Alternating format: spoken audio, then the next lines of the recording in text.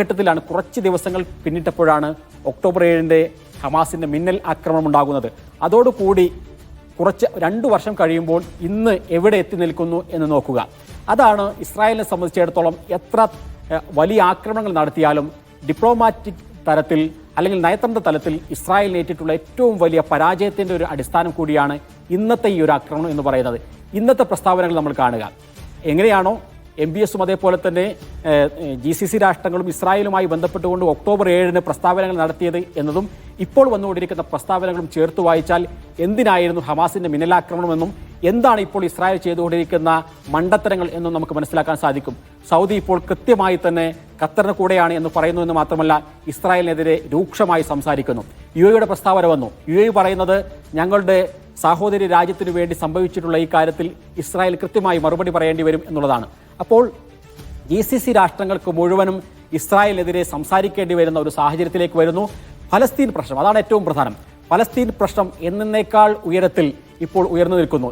നിരവധി യൂറോപ്യൻ രാജ്യങ്ങൾ ഫലസ്തീനെ അംഗീകരിക്കാൻ പോകുന്നു. അടുത്ത ദിവസങ്ങളിലായി നടക്കാൻ പോകുന്ന UN ജനറൽ അസംബ്ലിയിൽ ഫലസ്തീൻ പ്രശ്നം ഏറ്റവും പ്രധാനപ്പെട്ട പ്രശ്നമായി ഉയർന്നു വരാൻ പോവുകയാണ്. ആ വിഷയത്തിലേക്ക് വേണ്ടി മാത്രമായി ഫലസ്തീൻ പ്രശ്നം മാത്രം ഉയർത്തിക്കാട്ടിക്കൊണ്ടുള്ള പുതിയ സമ്മേളനം വരാൻ പോവുകയാണ്.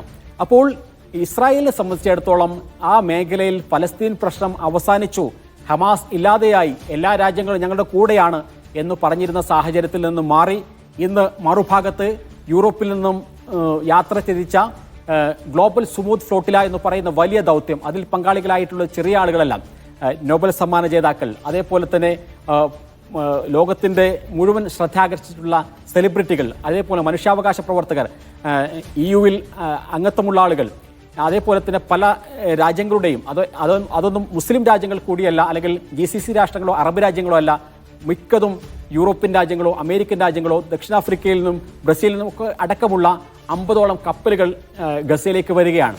ആ ഫ്രീഡം ഫ്ലോട്ടിലെ കപ്പൽ ഗസ തൊട്ടാലുമില്ലെങ്കിലും ലോകത്തിൻ്റെ മുഴുവൻ ഇന്നത്തെ ഏറ്റവും പ്രധാനപ്പെട്ട ഒരു വിഷയം എന്ന് പറയുന്നത് അത് ഇന്ന് ഫലസ്തീൻ പ്രശ്നമാണ്. ഇസ്രായേൽ നടത്തിക്കൊണ്ടിരിക്കുന്നത് ഇപ്പോൾ നടക്കുന്നത് വംശഹത്യയാണ് എന്ന് മാത്രമല്ല, കാലാകാലങ്ങളായി ഇസ്രായേൽ ചെയ്തുകൊണ്ടിരുന്നത് ഏറ്റവും വലിയ വംശഹത്യയും കൂട്ടക്കൊലയുമാണ് എന്ന് പറയുന്നു. അതിനോട് ചേർത്ത് വെക്കേണ്ട ഒരു കാര്യം, 3 ദിവസങ്ങൾക്ക് മുമ്പാണ് US പ്രസിഡന്റ് ഡൊണാൾഡ് ട്രംപ് പറഞ്ഞത് ഇസ്രായേലിന് ഈ യുദ്ധത്തിൽ അവരുടെ പ്രൊപ്പഗൻഡ പരാജയപ്പെട്ടു പോകുന്നു എന്നുള്ളത്. അദ്ദേഹം കുറേ കാര്യങ്ങൾ അതിൽ വിശദീകരിച്ചു. USന്റെ സെനറ്റിൽ അല്ലെങ്കിൽ US കോൺഗ്രസിൽ എപ്പോഴും ഇസ്രായേൽ ഒരു ആധിപത്യം ഉണ്ടാകാറുണ്ട്.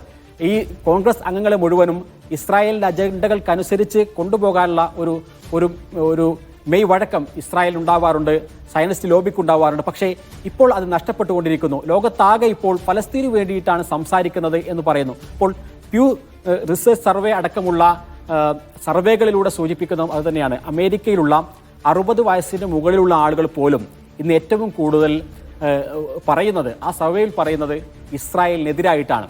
യുവാക്കളുടെയും അതേപോലെ തന്നെ കൗമാരക്കാരുടെയും കാര്യം ഏറ്റവും പ്രധാനമാണ്. അവർ ഹമാസാണ് ശരിയെന്ന് വിശ്വസിക്കുന്നു. പക്ഷേ 60 വയസ്സ് കഴിഞ്ഞിട്ടുള്ള ആളുകൾ പോലും അമേരിക്കയിൽ, ഈ പറയുന്ന പ്രചാരണങ്ങൾ മുഴുവൻ നടക്കുന്ന അമേരിക്കയിൽ ഇസ്രായേൽ ഒരു തെമ്മാടി രാഷ്ട്രമാണ് എന്ന് വിശ്വസിക്കുന്നു എന്നുള്ളതാണ്.